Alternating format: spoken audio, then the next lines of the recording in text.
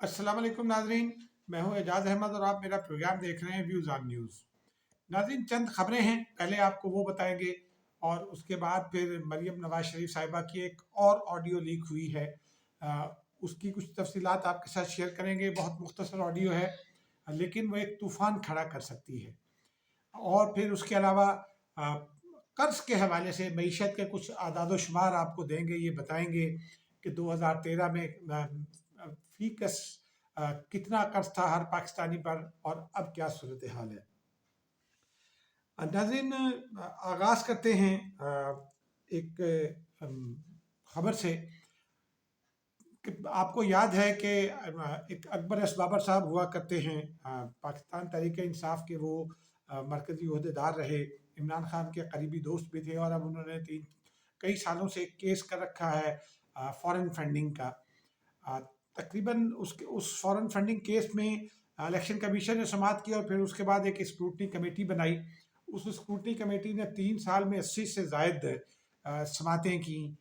और आज उस स्क्रूटनी कमेटी ने अपनी रिपोर्ट मुरतब करके इलेक्शन कमीशन को भिजवा दी है। ये तो खबर है, लेकिन इसमें जो और कुछ एडिड मटेरियल आप कह सकते हैं, या जो जिसकी बुनियाद पर ये तवक्को की जा रही थी कि अब तो फैसला बहुत जल्द हो जाएगा, लेकिन इलेक्शन कमीशन की स्क्रूटनी कमेटी ने, जिसे बहुत थोड़ा वक्त दिया गया था, शायद 1 माह या 3 माह, मुझे एग्जैक्टली याद नहीं है, और उसमें उसको बहुत मखसूस उसके TORs थे और बहुत ही महदूद अंदाज में उससे तहकीकात करनी थी, लेकिन 3 साल निकाल दिए स्क्रूटनी कमेटी के मेंबरान ने। फिर इस दरमियान में इलेक्शन कमीशन के पहले 2 मेंबरान रिटायर हो गए, उनका तकर्रुर हुआ तो अब 2 मेंबरान और रिटायर हो गए हैं। स्क्रूटनी कमेटी ने जो अपनी रिपोर्ट मुरतब की है, उसमें जो बुनियादी नुकात जो सामने आए थे समाअत के दौरान, तहकीक के दौरान, स्टेट बैंक से एक रिपोर्ट मिली थी जिसमें कुछ 18 फॉरेन करेंसी अकाउंट्स ऐसे थे जो PTI से मुतालिक थे और उनमें ममनुआ फंडिंग या फॉरेन फंडिंग आई थी। यानी ये कहा जा रहा था कि कुछ भारतीय शहरियों ने और कुछ इसराइली शहरियों ने फंडिंग की। अब ये फंडिंग तहरीक इंसाफ के लिए थी या शौकत खादम के लिए थी, ये तो स्क्रूटनी कमेटी बताएगी। लेकिन उसके बाद फिर मुसलसल जो हमारी हुकूमत के चंद दानिश्वर ये कहते रहते हैं कि ये अपोजिशन अल्तवाब के पीछे छुप रही है और अपोजिशन अल्तवा के पीछे छुप रही है, ख़ास तौर पर नून लीग को निशाना बनाकर। तो 3 साल लग गए, जो काम 1-2 महीने में निपटाना था 80 समातें करना पड़ी और किस कदर लिए गए अल्तवा लिए गए, ये आप अंदाज़ा कर लीजिए। फिर from the post to pillar PTI ने हर कोशिश की इस समात को रुकवाने की। इस्लामाबाद हाई कोर्ट में बारहा दरखास्तें दी गई और इस्लामाबाद हाई कोर्ट से 2 से 3 बार PTI की ये दरखास्तें मुस्तरद हुई। जो बुनियादी बात है वो यही है कि जो खदशा है लोगों को, PTI के अपने अंदर भी ये खदशा है कि चूँकि कानून पाकिस्तान का ये कहता है और आइन ये कहता है कि कोई सियासी जमात गैर मुल्की फंडिंग नहीं ले सकती। गैर मुल्कियों से अगर फंडिंग साबित हो जाती है तो फिर आइन और कानून के मुताबिक उस जमात को पाबंदी का सामना करना पड़ेगा और उसके कायद को भी पाबंदी का सामना करना पड़ेगा। इमरान खान साहब को सर्टिफिकेट जारी करना होता था बतौर पार्टी हेड,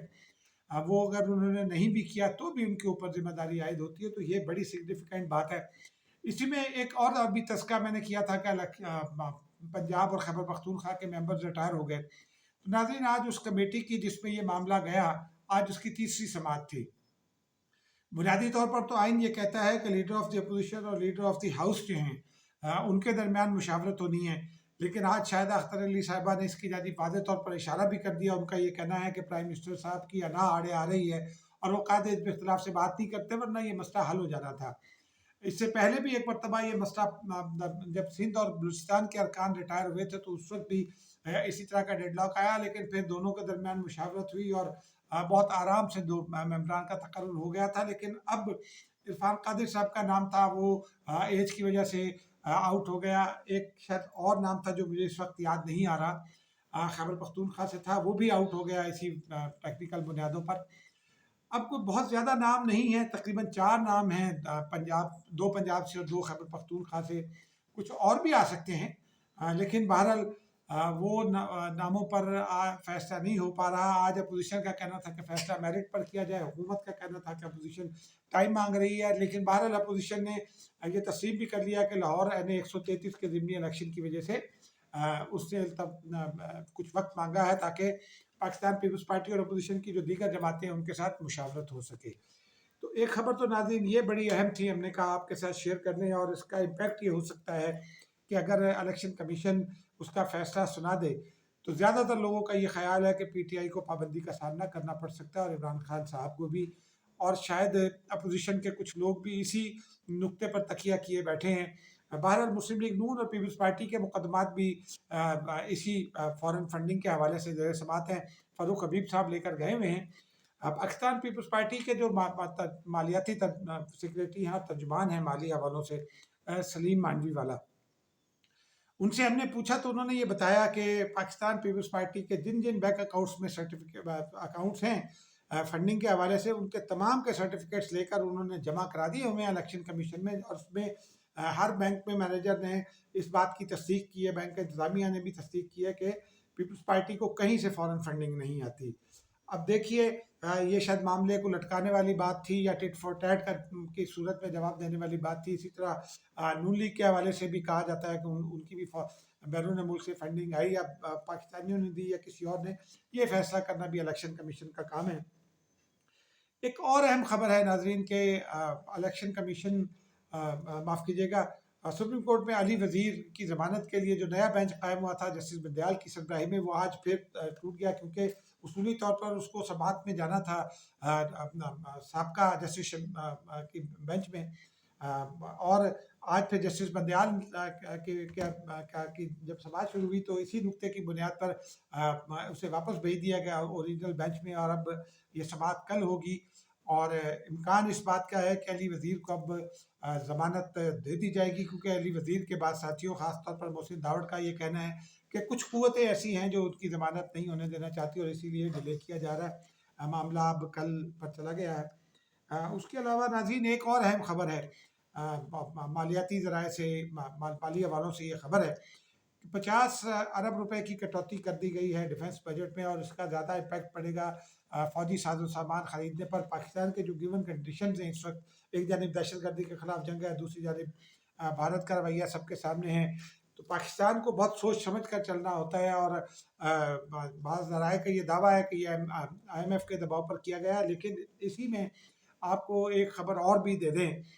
کہ سعودی عرب اور پاکستان کے درمیان 4.2 ارب ڈالر کا معاہدہ سائن ہو گیا ہے دو حوالوں سے۔ سعودی ایمبیسی نے آج یہ بتایا ہے کہ جو 3 ارب ڈالر رکھے جائیں گے پاکستان کی کے زر مبادلہ کے ذرائع کو سپورٹ فراہم کرنے کے لیے، اور اس معاہدے پر دستخط کیے ہیں گورنر اسٹیٹ بینک نے کراچی میں، اور ان کے ساتھ دستخط کیے ہیں قونصل جنرل کی موجودگی میں CEO جو ہیں سعودی فنڈ کے، ان کے نامینی سلام ارشد نام ہے ان کا، اور پھر انہوں نے اسلام آباد پہنچ کر 1.2 ارب روپے کی فیول ٹریڈ یعنی پیٹرولیم کی ٹریڈ کے حوالے سے سپورٹ کے لیے معاہدہ کیا ہے، اور اس معاہدے میں بھی پاکستان میں سعودی عرب کے سفیر نواف المالکی صاحب بھی موجود تھے، اور گوہر ایوب صاحب کے صاحبزادے عمر ایوب صاحب جو مسلم لیگ نون کے بھی وزیر رہے ہیں اور اب پھر نفس ناطقہ ہیں اس حکومت کے، انہوں نے دستخط کیے ہیں، اور اب رقم ٹرانسفر ہونے کے تمام مراحل طے پا گئے ہیں، اور اگلے چند گھنٹوں میں یہ رقم کسی وقت بھی چند گھنٹوں کے بعد سے، یعنی جب معاہدہ سعودی عرب پہنچے گا اس کو وہاں ویٹ کیا جائے گا، اور اس کے بعد اس کو رقم پاکستان میں کو ٹرانسفر کر دی جائے گی۔ یہ معیشت کے حوالوں سے حکومت تو کہہ رہی ہے اچھی خبر ہے، لیکن آزاد معیشت دان کچھ تحفظات کا اظہار کرتے ہیں، اور ان کا یہ کہنا ہے کہ پاکستان نے اپنی مالیاتی خود مختاری جو ہے وہ سرنڈر کی ہے۔ اب دیکھیے کیا ظہور میں آتا ہے، لیکن بہرحال یہ ایک بڑی خبر ہے ناظرین۔ اور اب آپ کو بتاتے ہیں معیشت کے اعداد و شمار۔ موجودہ حکمرانوں کا یہ کہنا ہے کہ جی سارا کچھ دبو دیا، اور پھر کمیشن بھی بنا تھا، ہمارے دوست ہیں حسین اصغر صاحب، ان کی سربراہی میں انہیں ڈپٹی چیئرمین نیب بھی نامینیٹ کیا گیا تھا قرضوں کی تحقیقات کے لیے،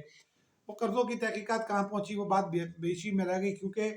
हुसैन असगर साहब हमारी इत्तला के मुताबिक ये कहते थे कि मौजूदा हुकूमत ने जो कर्ज़े लिए हैं वो भी उनमें शामिल करेंगे। और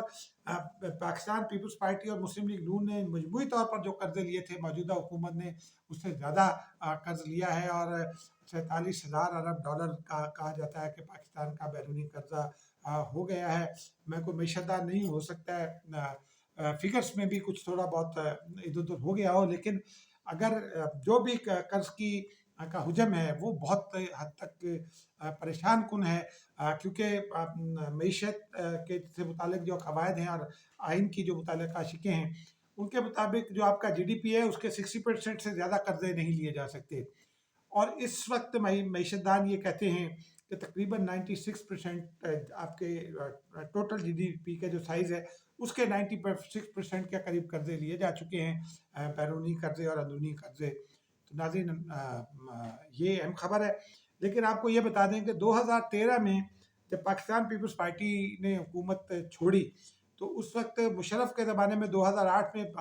हर पाकिस्तानी 37,000 चंद सौ रुपये का मखरूज था। पीपल्स पार्टी ने उसमें उसको 2 बड़े सैलाब भुगतना पड़े थे, फिर कुछ रीबिल्डिंग करना पड़ी, कर्ज़े भी वापस किए, 10 अरब डॉलर के कर्ज़े उन्होंने वापस किए थे। तो उन्होंने उस वक़्त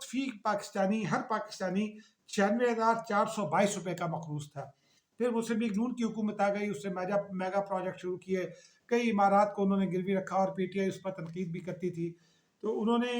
जब नवाज शरीफ साहब की हुकूमत ख़त्म हुई, बल्कि 2018 में मुस्लिम लीग नून की हुकूमत ख़त्म हुई, तो 1,36,000 रुपये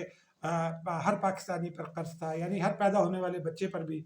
और अब 2021 की दूसरी छमाही अभी शुरू नहीं हुई है। पहली जो मालियाती साल है 2021-22 का, उसकी पहली शिशमाही जारी है, और इस वक्त तक हर पाकिस्तानी 2,48,000 रुपये का मखरूज हो चुका है, यानी पिछले जो जहाँ छोड़ गए थे नवाज शरीफ साहब, उसके मुकाबले में 1,12,000 रुपये का इजाफा हो गया है हर पाकिस्तानी के कर्ज पर। नाज़रीन, अब तक के लिए इतना ही, मिलते हैं कल किसी और वीडियो में। खुदा हाफ़िज़।